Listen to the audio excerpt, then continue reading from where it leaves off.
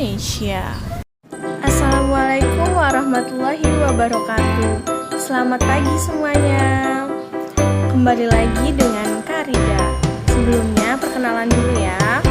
Nama kakak Rida Sandi Perdana dengan NPM 2113053109 dari PGSD Universitas Lampung. Di sini kakak akan menceritakan sebuah dongeng yang berjudul Kera Si Penipu.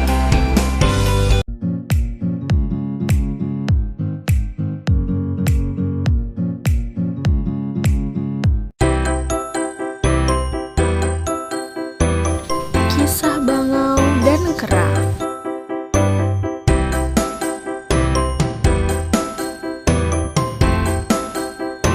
Di sebuah hutan dengan pohon-pohon yang lebat dan daun-daun yang hijau, seekor bangau sedang berjalan dengan kaki panjangnya di sebuah sungai untuk menangkap ikan dan kodok. Bangau mempunyai sahabat akrab di hutan yang bernama Kera. Mereka saling membantu. Si bangau suka mencari kutu si Kera dan mengantarkan Kera terbang jauh.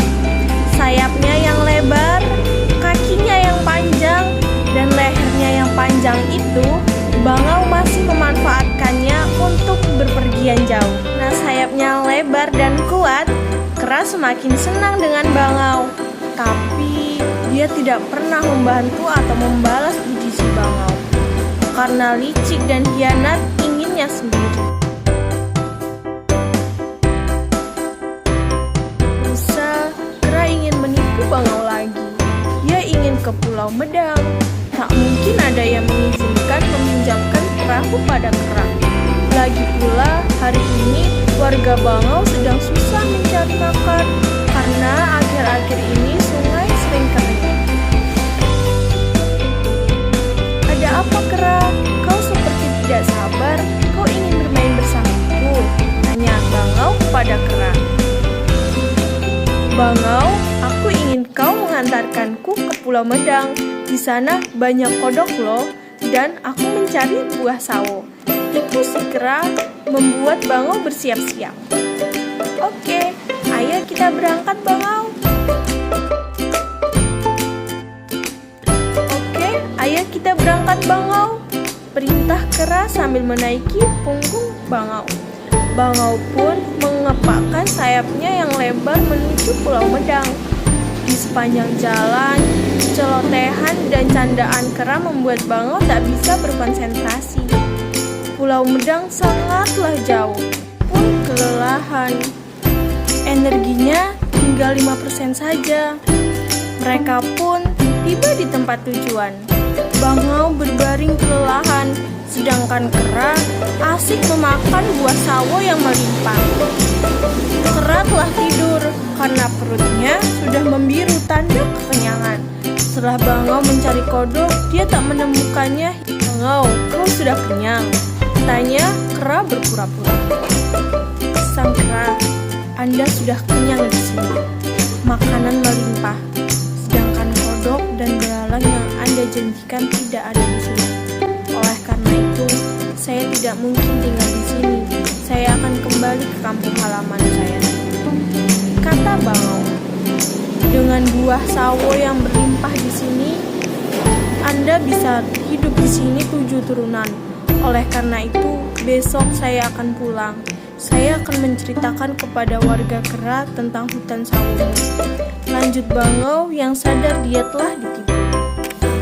Mendadak Kera ternyak gugup. Jangan begitu, kelah Kera. Saya tidak mungkin bisa hidup sendirian di sini. Tetapi aku tidak bisa hidup tanpa kodok, bukan? Bangau pun merasa sakit hati. Dia pun membalas tipuan si Kera. Kalau begitu, baiklah. Mari terbangkan aku pulang ke kampung bersamamu, ujar sang Kera. Maaf, sang Kera, saya belum begitu pulih untuk bisa terbang dengan beban tubuhnya. Jangankan terbang dengan sang Kera, terbang sendiri pun belum tentu aku kuat. Gitu, Kita tunggu saja sampai kekuatanmu pulih. Lalu bangau menjawab, mana mungkin aku harus menunggu. Apa yang harus aku makan? Sedangkan di sini tidak ada makanan sama sekali untukku. Yang ada hanya buah sawo dan yang melimpah. Saya kira kamu dapat pulang sendirian dengan perahu. Kamu dapat membuat perahu, kan? Kera tertunduk malu. Ia ingat akan kebodohannya. Sebenarnya ia hanya punya sedikit keahlian membuat perahu. Namun karena malunya kepada sang bangau, ia berkata, kalau begitu bantulah saya mencari tanah liat. Nanti saya akan menempahnya. Singkat cerita, perahu itu sudah jadi. Mereka mendorong ke tengah lautan dan berangkatlah mereka berdua. Sang kera naik perahu dengan perasaan takut sekali. Sesekali perahu itu teranjak ombak. Wajah sang kera menjadi pucat.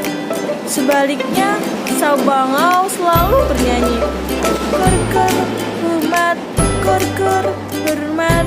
Bila hancur saya selamat, bila hancur saya selamat. Tentu saja sang bangau dapat terbang jika perahu itu hancur ditermbang ombak. Kemungkinan untuk hancur memang ada, karena perahu itu hanya dibuat dari tanah liat oleh kera yang tidak ahli. Sementara itu, mereka telah berlayar jauh di tengah lautan. Pulau Sumbawa sebagai kampung halamannya telah tampak dari kejauhan. Tiba-tiba, badai bertiup dengan kencang. Pun turun dengan lebat. Ombak lautan bergulung-gulung menerpa perahu mereka. Dalam waktu yang singkat, perahu itu pecah berantakan. Sang bangau segera terbang, sedangkan sang kera dengan susah payah mencoba berhenti. Namun tubuhnya yang kecil tidak mampu melawan derasnya arus yang besar, gelombang lautan yang kian mengganas. Akhirnya sang kera mati ditelan ombak. Pesan moral dari cerita dongeng binatang yaitu Kera si Penipu adalah jangan suka berbohong pada siapapun. Jangan suka memanfaatkan teman untuk kepentingan diri sendiri. Dan jauhi sifat licik, karena sifat itu sangat tercela dan dapat merusak persahabatan. Terima kasih.